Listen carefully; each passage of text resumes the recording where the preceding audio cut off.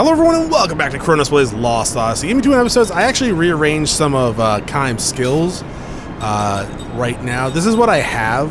Eventually he's going to have this elemental resistance up for all of them and double back down here. And I don't know, I might give him,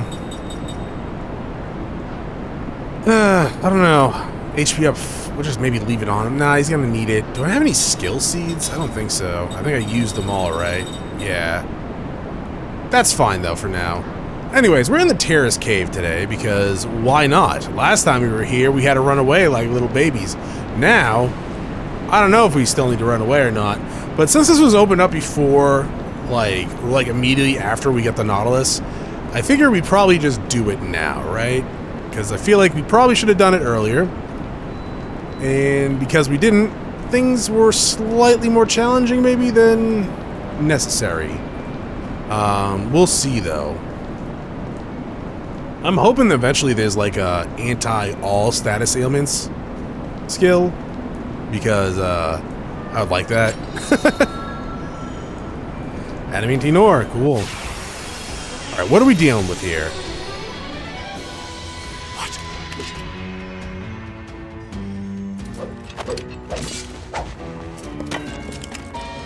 Right. Tolton probably shouldn't be here right now.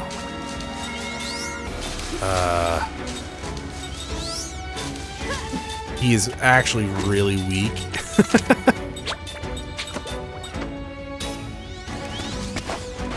Yeah, because I have all of his good weapons on Seth and Kaim. I was really hoping that was going to kill you, but sure. Oh. That was horrible. That was awful. I feel bad about that, because I gave all your good stuff to Kaim and Seth.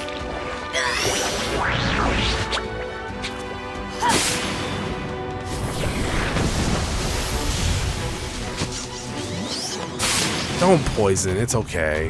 I don't have any anti-poison stuff on anymore.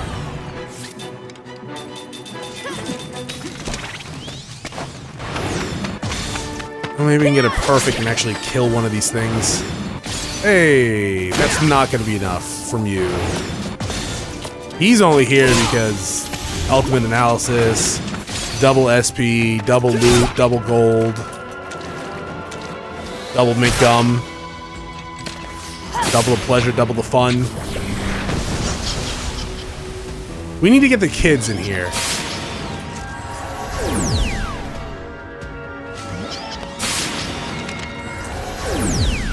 After Ming learns royal equipment,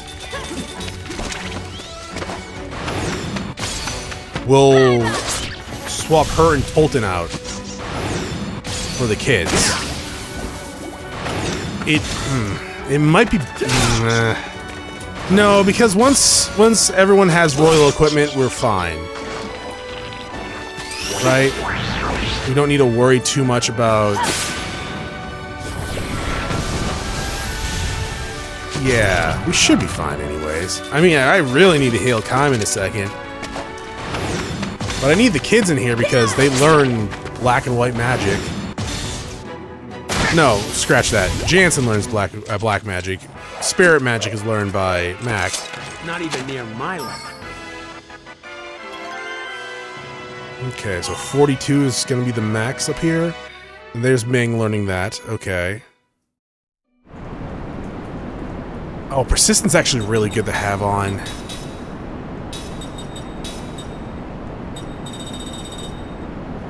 Yeah. Shit.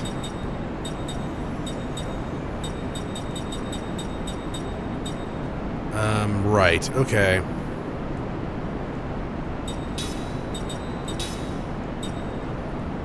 I don't think I want any of this stuff. Break hit might be good.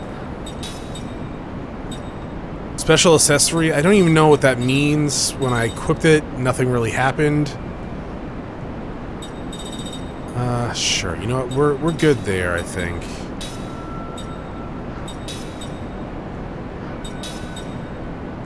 Right, okay. So we're done with that. Formation, Tolton, you bring in Jesus Christ. There we go. So these three are the same level right now.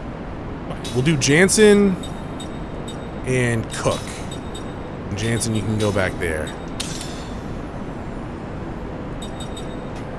So Ming's done there. Ming, you didn't have like an accessory on. No. Okay.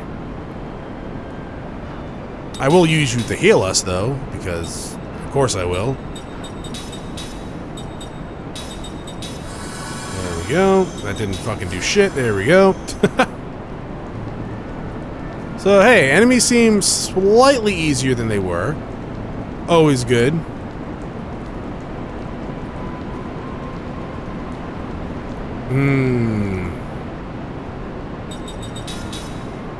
I need to put... Yeah, I need to put fucking... What's it called? Spirit magic on everyone. Why? Because there's those silver dudes in here. And a good way to... Oh, you guys don't even have that. Okay, never mind. Guess I can give you...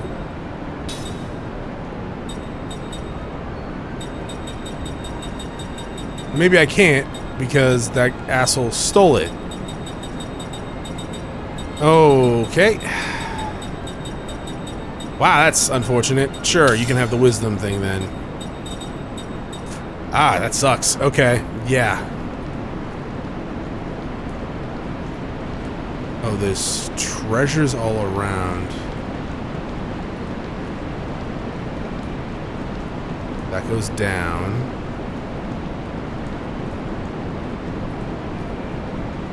Oh, what a weird place.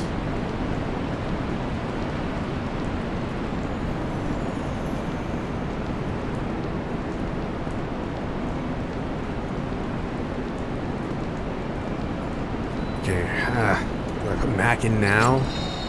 No. Let them gain some levels first.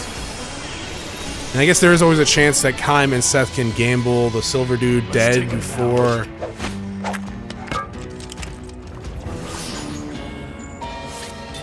Maybe. Probably not.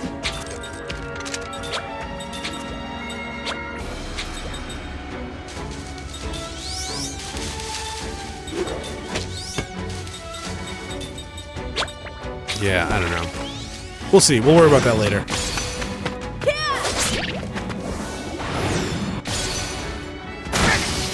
Hey! I wasn't expecting that.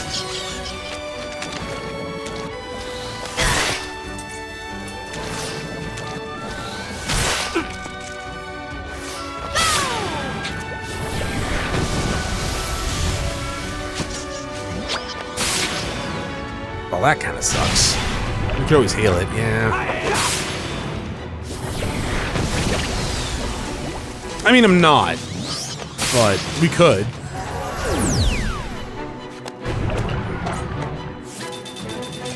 Oh, there's gotta be a regen skill, right? If there's an auto MP recovery, there's gotta be an auto HP recovery.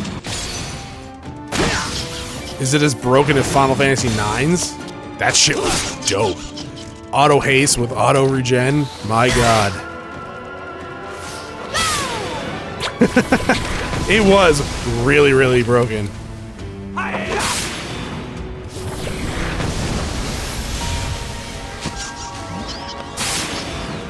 Jamming. What does jamming do? Is it the jamming way?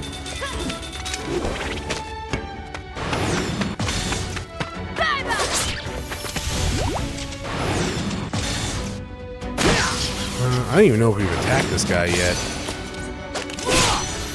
Doesn't matter, dead. Good crit. What a waste of time. Okay, so you two gain a level. Seth learned elemental resistance up. There you go.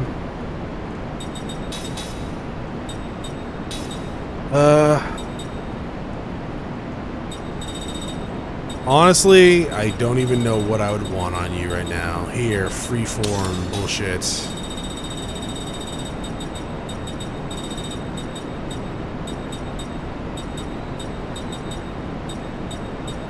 And then nothing. Yeah, you can have the Knight's Earrings. How about that? And you can get quad. And when this is done, next battle, we'll give you the cross one. Go ahead and put that on Seth.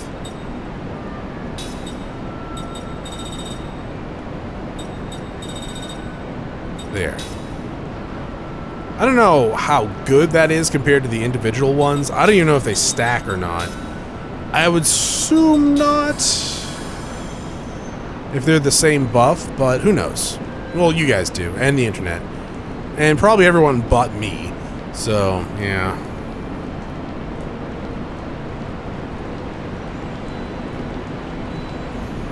It was, okay, you know, actually, scratch that. When the heat breath bullshit happened in those Aurosaurus battles, I was hoping for a treasure down here.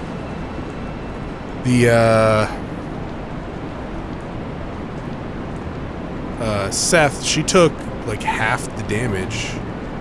Still hoping for treasures down here.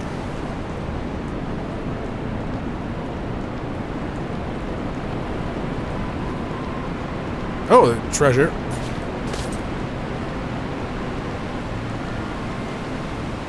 Oh, and another treasure. Windus bomb.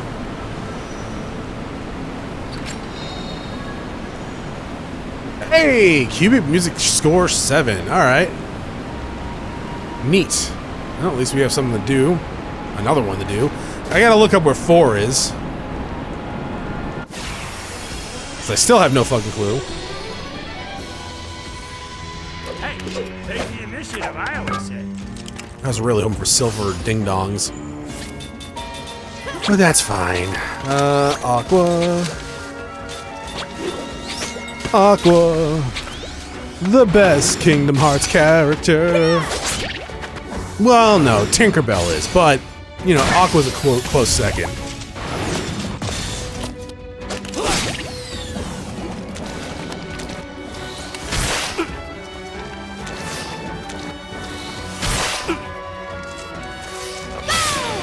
Kind of hoping we one-shot this. We did not.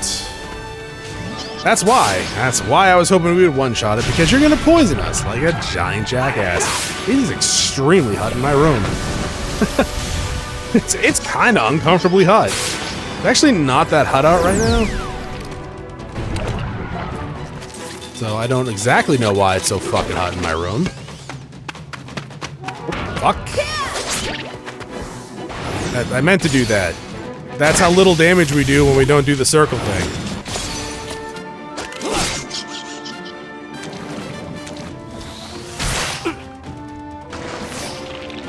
That was 8 damage? Sorry, I don't know why I yawned, but still, that was 8 damage.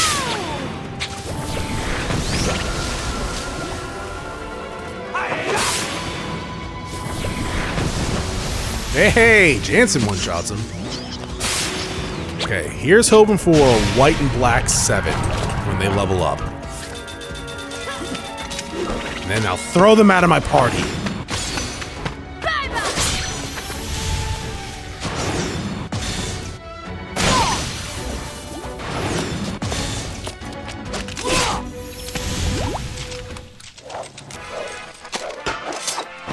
What a waste of time. Oh, didn't get it all. Hey, no one's this perfect. What? Okay, sure. I was hoping to show me what that meant, but I'm guessing that means how many skills I've learned? Bring across. Do I want to give you... Not really. Not right now. Maybe eventually when I get either more slots or...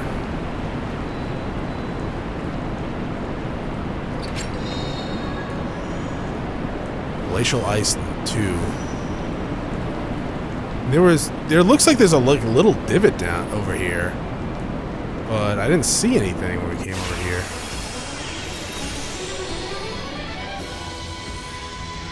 Hey, Silver Dude. Be a Silver Dude. Got it. Okay, it's these assholes. Jesus Christ. Wind. You guys are... You're hardened, which... is a little worrying. Wind is fire. I really need to make a chart or look one up. Oh, you guys are super dead. Hopefully the magic takes out the other one.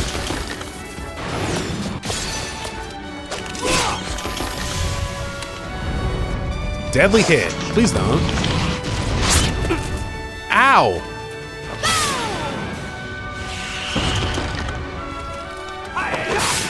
Thank you, persistence.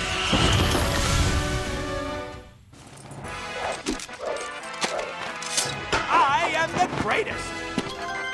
Okay, something good? Seth learned freeform. The Lessers didn't even learn anything.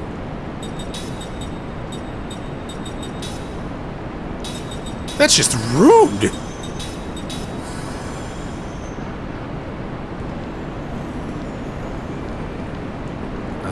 Okay. Well, I guess there was a divot down there that I could go to. I don't remember being able to access that a second ago. Even though it was only a second ago. Down. I probably should heal Ming's MP. Keep using her as a backup. Well, heal bot, really, right now.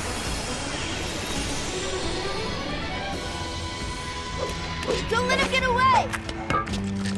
Oh, these guys again. These guys are super easy. Ray Fossil. I like the name.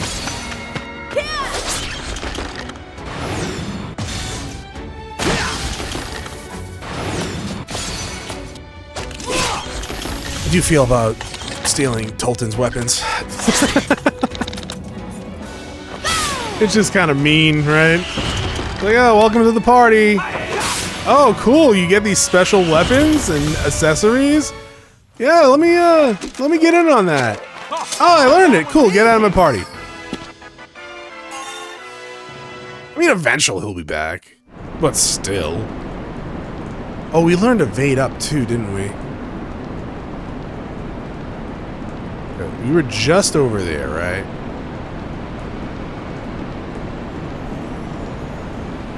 The answer... Yeah, we went down there.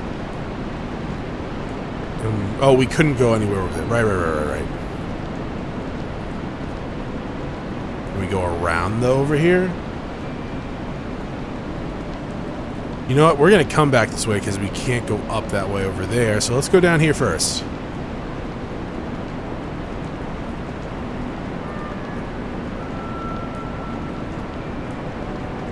Don't want to accidentally fall.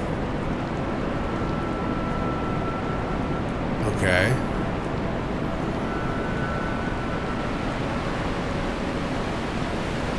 Interesting. Does it just completely loop around?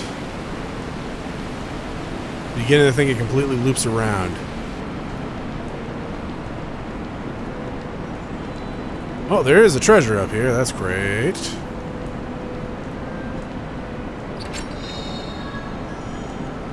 Adamantine ore, cool. Maybe we're gonna forge Excalibur one day.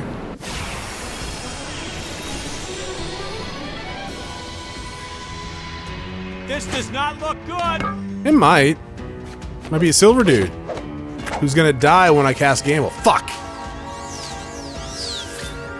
One of these days, Chronos. Bam, zoom, straight to the moon. Yeah, probably. If I was offered a chance to go to the moon, would I take it?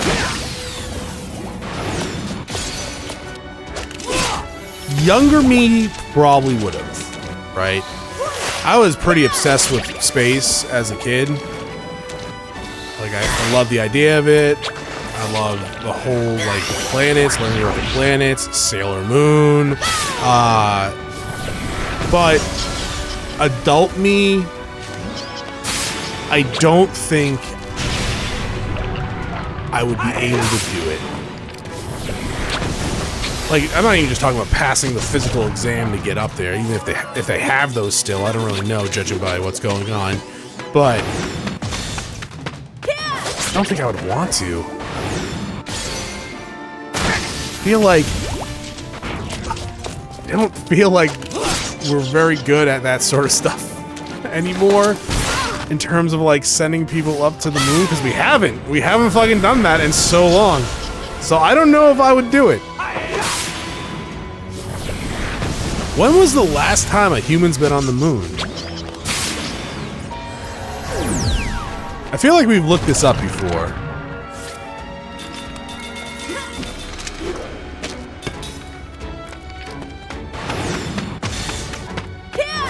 Let's see. Oops. There we go. Human to the moon. Was on the moon. There we go. 1972, Apollo 17. That's a really long time ago. I know we've been to space. I know that sort of stuff is not super uncommon, but I don't know. I just don't know if I would be able to bring myself to go up there. You know, I'll just keep these on you right now.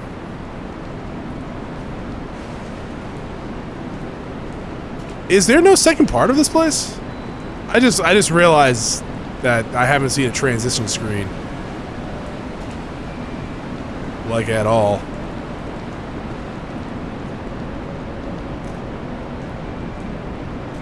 Nope, there. Yeah, we almost just slid down that, and I would have had to backtrack all the way over here. Is there just no other part? Mother Nature's spirit. The naturing.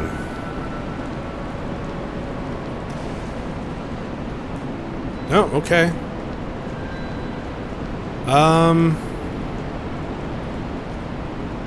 Neat. So it was just like a little treasure trove? Yeah, I can get behind that. I love shit like that. Alright, cool. I guess I will... We'll meet you guys in Numara. Probably go to the ship, sleep in it, and then... You wanna fight or what? Yeah, teleport to Numara. Oh! 1 second. I'm gonna need you to not run away.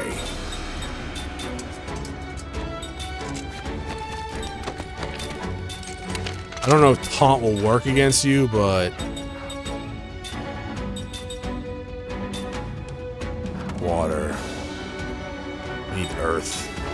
You're gonna run away. Fuck. No, that's just sad.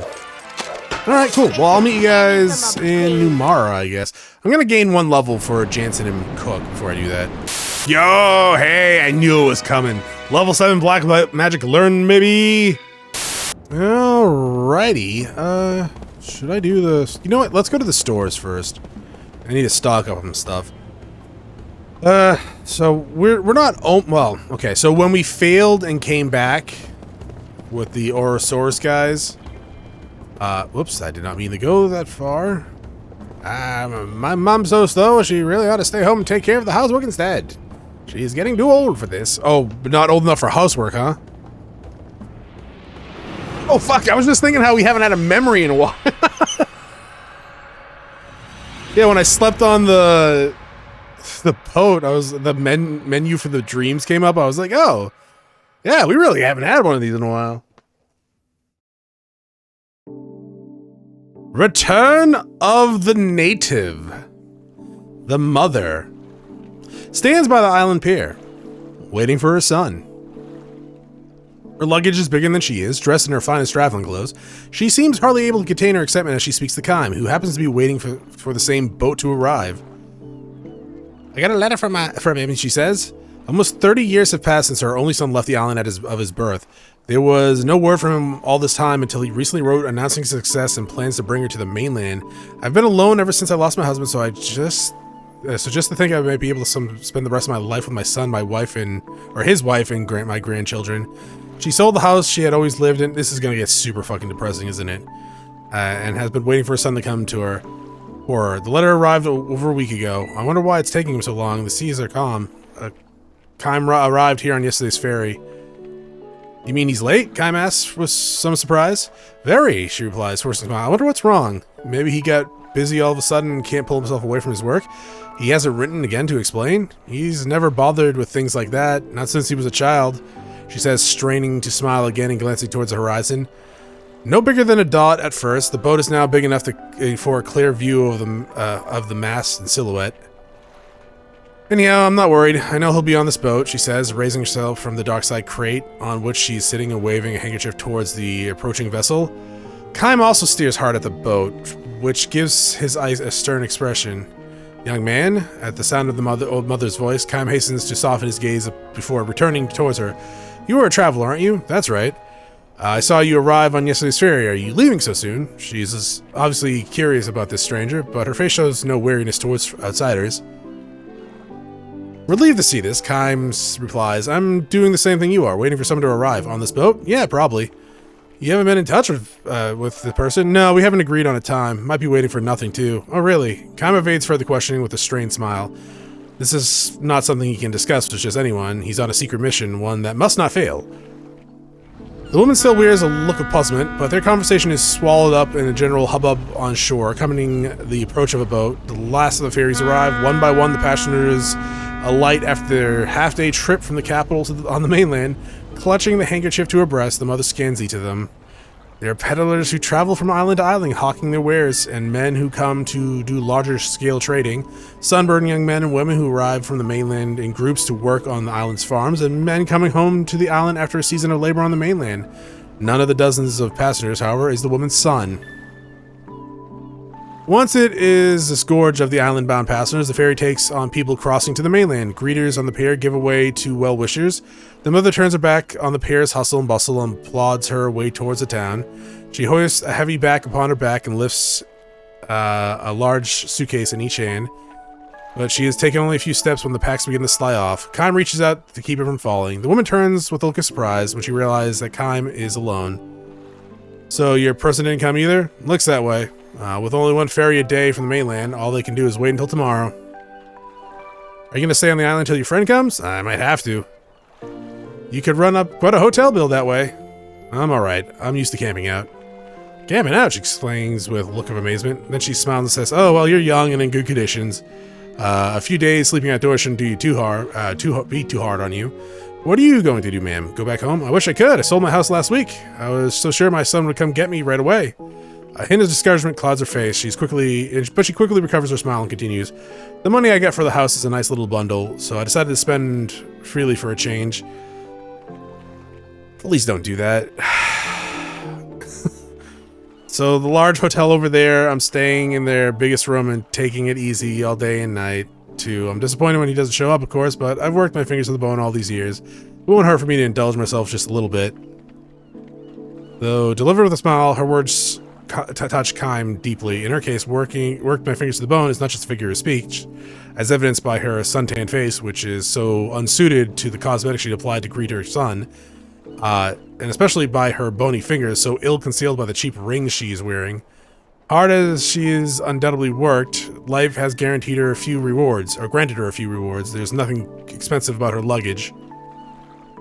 I'm sure your son will be here tomorrow, Kaim says. Her deeply wrinkled face breaks into a joyous smile. Yes, of course, tomorrow for sure, she says with a deep nod. I hope the person you're waiting for comes on tomorrow's boat too. Thank you very much, he replies. I have an idea, she says. You might get sick camping out. If you like, why don't you stay in the hotel? Wink, wink, nudge, nudge. I'm sure we could arrange something. Wink, wink, wink, wink, wink, nudge, nudge.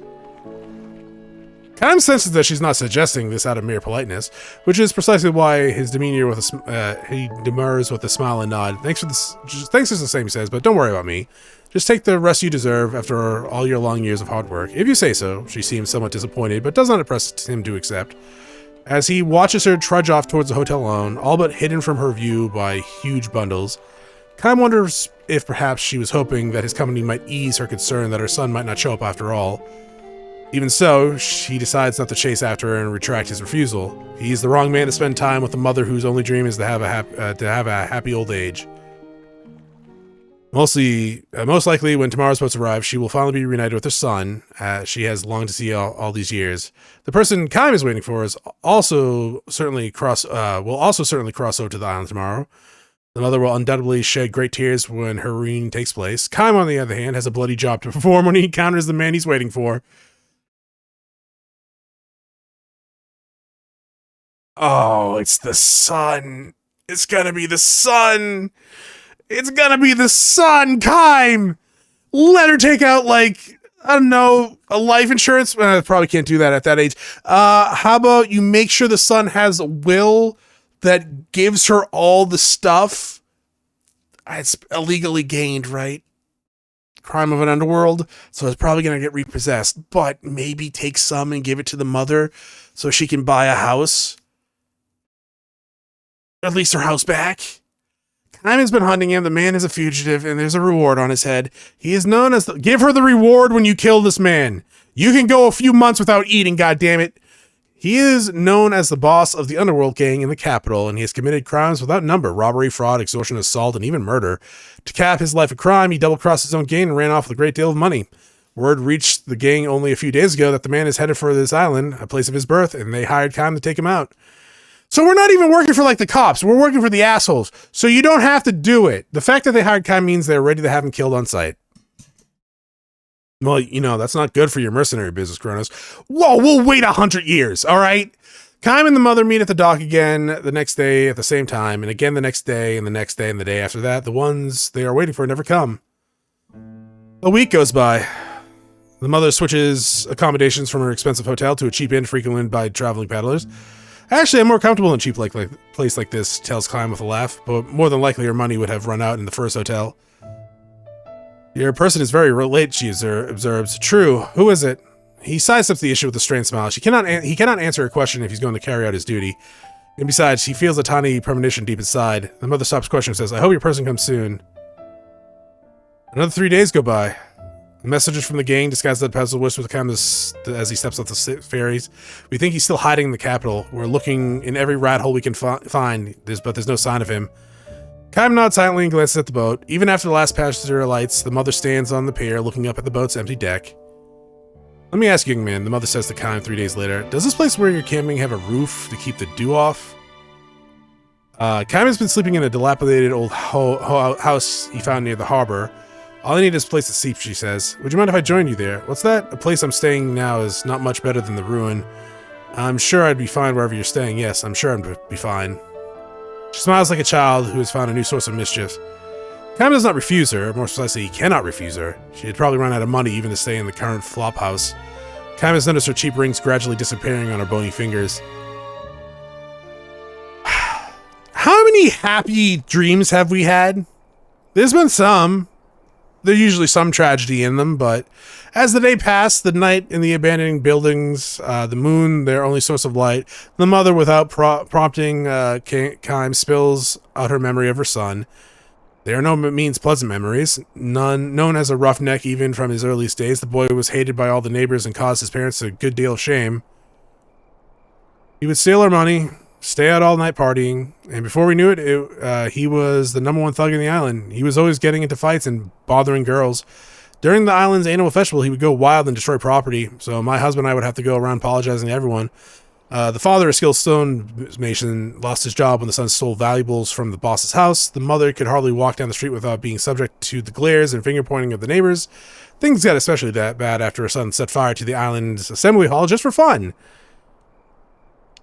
His parents raised him badly. The boy's misbehavior is the parents' responsibility. The son, generally speaking, for the most part, I do agree with that assessment, depending on the age of said child.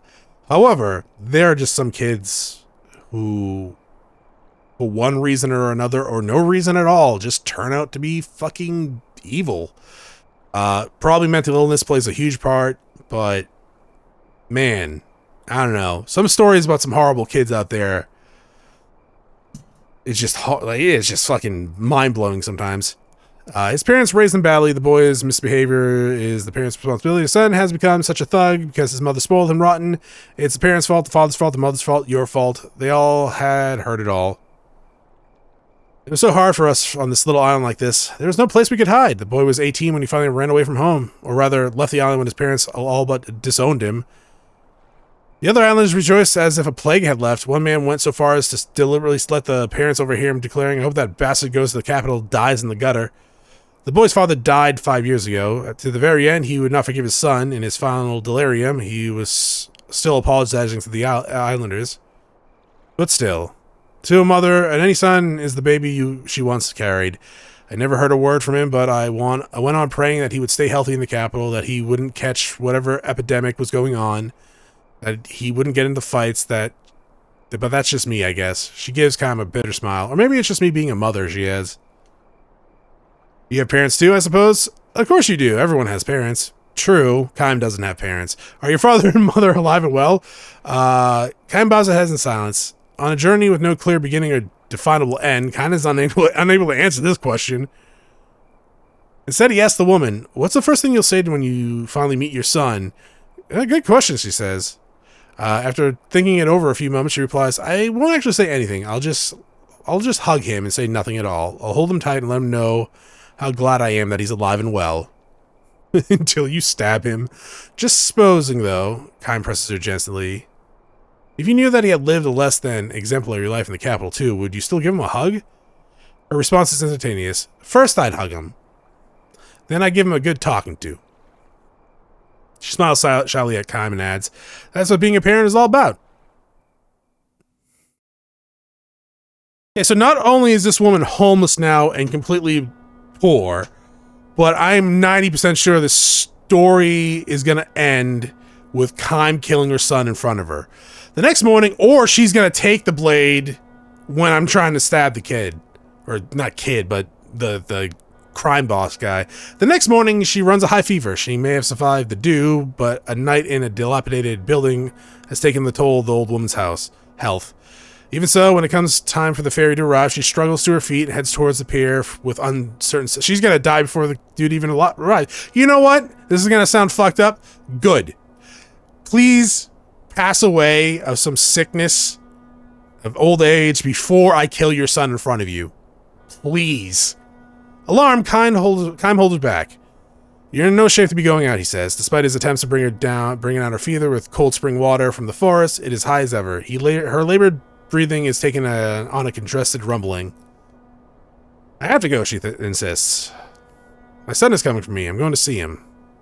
She sweeps away Kaim's restraining hand, but the effort causes her to lose her balance and sink to her feet. "If your son's bored, I'll bring him to here. Tell me how I can recognize him." Cradled in Kaim's arms, half delirious with fever, the old woman mutters, "On his left cheek before he left the island, he got into a fight. Somebody cut him. He has a scar." Kaim nods and lowers the old woman to the straw mat spread on the ground. He fights back a sigh and closes his eye momentarily. Then he stares hard through the small window in the ferry dock. His suspicions were right, and Chronos' too. Though he was sure of it last night, Kaim was given a written description of the man when he took on the assignment about the gang. There could be no doubt. Scar on left cheek. Ferry is approaching the harbor. The pair is showing signs of activity. Kaim starts for the door. Behind him, he hears the woman saying, "Please, don't kill him. Don't kill my boy." Kaim stops short, and instead of turning around, he bites his lip. "I don't know what he did in the capital, but don't kill him. Please." So she knows too. She knows everything. "If you have to kill him, if you absolutely have to, please, before you do it, let me just..." Kaim leaves the room in silence. His steps are uncertain as he makes his way to the blinding glare of the afternoon sun. This time, the man is there, trying to lose himself among the traveling peddlers. The man with a price on his head and a scar on his left cheek steps down on the pier. He's far more emancipated than Kaim's written description would have led him to believe. No doubt he's exhausted from his years as a fugitive. Still, years as a... Oh, you mean when he was the crime boss? Still, he has fulfilled his promise to his mother by coming back to the island of his birth. Well, maybe he ran away years ago, or stole from the gang years ago. Maybe I misread that. His eyes dart fearfully over the pier. His expression changes from that of a man searching for someone to a panicked look of a child who's become separated from his parents. Kaim slowly plants himself in front of him. The man knows nothing of Kaim's mission, of course. He has never met him before, but he has the instincts of the inhabitant of the back alley. His face freezes. He turns to flee. Kime grabs him by the shoulder, but lightly, in a way that would make an onlooker think he was witnessing the joyful reunion of old friends. The man tries to shake off the hand to no avail. It would be easy enough for Kime to kill him on the spot. His eyes show that he has no strength left to fight. Kime has far more experience than the man does at surviving potential fatal encounters. The man knows this. If you're going to kill me, get it over with, he snarls. But if you get a trace of kindness, you'll give me one last chance to do something good for my mother. It won't take long. Just let me see her once. Then you can do whatever you like to me. Kime lets his hand drop to his shoulder. He's not going to run away. So I didn't make it after all, he says, with a forceful smile. His face tells Kime that he probably resigned himself to his fate. It suggests, too, an air relief of having finally brought his life as a fugitive to an end. How many men have you killed? He asked Kime. I don't have to answer that. Nor can I actually answer that. And I don't really want you to tell me. It's just that, well, looking at you, I say I'm older than you. And there's some things a person comes to realize when he's lived a long time. Think about the guys you've killed. Every single one of them had parents. Killing a person means killing somebody's child, right? When that finally dawned on me, I left the gang. Gangs don't pay retirement bonuses, so I sort of borrowed a little money from them and thought I'd use it too well. I'd given my mother a hard time after all these years. Or all these years. His voice grows thick and muffled. He shakes off the emotion and proclaims with a laughter, what the hell. Let's not, that's a lot of sentimental nonsense. I don't know how many guys I've killed over the years, so I figured I'm getting what I deserve. I can't hate you for what you're doing. Shell comes to a ferry. We'll be departing shortly. All passengers bound for the cab will be boarding now. Kime looks hard at the man and says, just tell me one thing. The man says nothing to reply, but Kime continues. What's the first thing you're going to do when you see your mother? What are you talking about? Never mind, just answer the question. I'll say I'm back. No, I won't say anything. I'll just take her in my arms, that's all. Give her a big hug? Sure, that's what parents and children are all about. Kime relaxes the grim expression on his face and jerks his chin towards the forest beyond the pier. There's an old broken-down house in the woods. Your mother's waiting for you there. Go to her. What are you talking about? Don't ever come back to the capital, and don't stay on this island. Take another ferry and go far away. Okay, so there's like a somewhat happy ending? Pretty sure the old woman's dying alone in that house, though. So maybe not. Take another ferry and go far away to some other island with your mother. The man looks stunned. You mean I? His voice trembling. Kime says nothing. He leaves the man behind and strides towards the boat before it can depart. Mission accomplished. Kime does not care if, in return for his deed, he's labeled a traitor to be pursued by the gang. The image of his own parents praying for their son's welfare has long since faded from his memory. Pulling out! Please hurry! That's what she said. Comes the cries of the ferry's crew. A big gong is ringing, startled by the sound of reverberating between the vast stretch of ocean and the open sky. Brightly colored birds dart from the forest. Large birds and small birds, parents and their children. The larger birds seem almost to be shielding the smaller ones beneath their slowly beating, outstretched wings. You know what? So, the dude's a criminal murder dude. He deserves to be stabbed, for sure. I'm really glad we didn't kill him in front of his old mother. I was fucking waiting for that. And I'm also kind of surprised that you sell shit. Wow. She's like, wow, you didn't have to say it like that in front of my face. No, you get better stuff. Alright, well, I'm going to go towards that save point. Yeah, I was actually totally expecting to kill the guy in front of his mom. I don't know. It wasn't exactly a happy ending because she was fucking like sick in a dilapidated house. But, you know, at least we didn't kill her son in front of her. That's cool. Do not start a cutscene. Do not start a cutscene. Thank you. That is it for this episode. Thank you for watching. I will see you all next time. Have a great day. Bye.